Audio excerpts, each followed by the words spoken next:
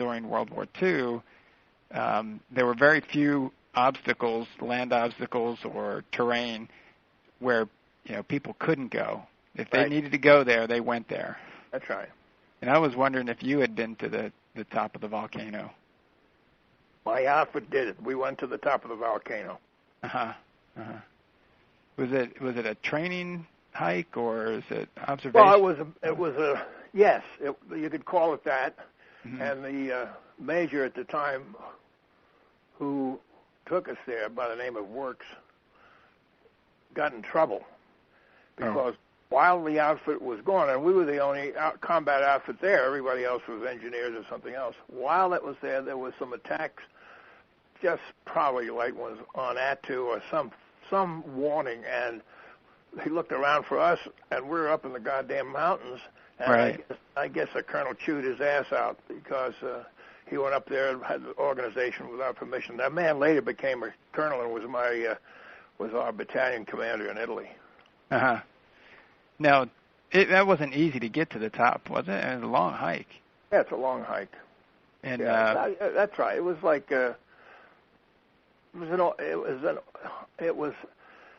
start out early in the morning, and they came back and a runner. Let me explain something so that you understand what I'm saying here, how it came about. My outfit climbed to the top. I started out with them, but I was carrying a BAR. You know what that is? It's a heavier rifle. Yeah. I looked around, and nobody else except was carrying a BAR. And we had the only word I can handle it is we had a chicken shit sergeant. Mm-hmm. And so I told my two buddies who also had the BAR, I said, "To hell with this." And so I said, "Lag back." And so they went on up. And the sergeant being up the rear, I said, "We're just going to sit here because I'm not going to carry the goddamn BAR at the top." He said, "Okay." So we sat down, and we had our lunch.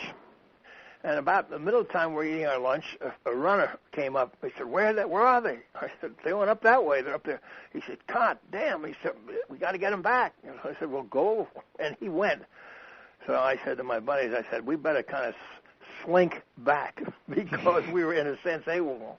And we walked back casually and got into camp, and they came back, and they were all exhausted.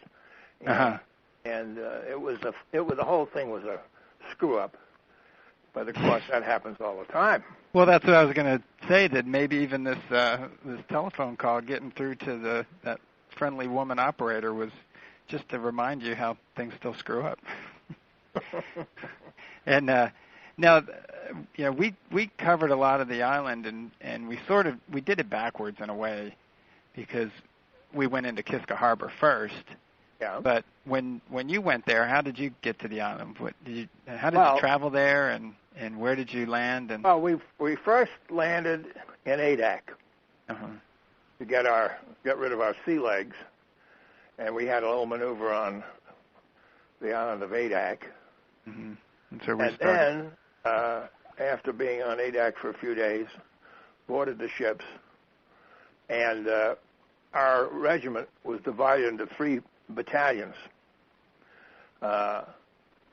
landing in different areas in the morning of August 15th. The 3rd Battalion, which I was with, landed on the other side, the Bering Sea side, Gertrude Cove area.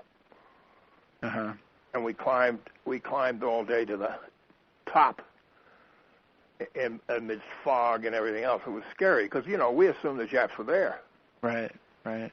And so we dug in that night under bad conditions, fog and wind and everything like that. When I say dug in, I mean, we're talking about rocky terrain. It's not like it was soft. And that night, our battalion commander went berserk. He sent out 2 patrols, and naturally in the fog they ran into each other and killed 11 of each other. Oh, my God. I didn't realize there was that many. And one of the men, my sergeant, right behind me, a foxhole behind me, was shot by one of our own men.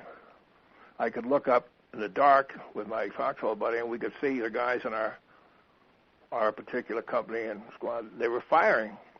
Mm-hmm. And a couple of ricochets off our parapet. Luckily, we didn't get hit. But my partner and I didn't fire a shot, although a couple of times in the fog we brought up our rifles, thought we saw something, but we didn't.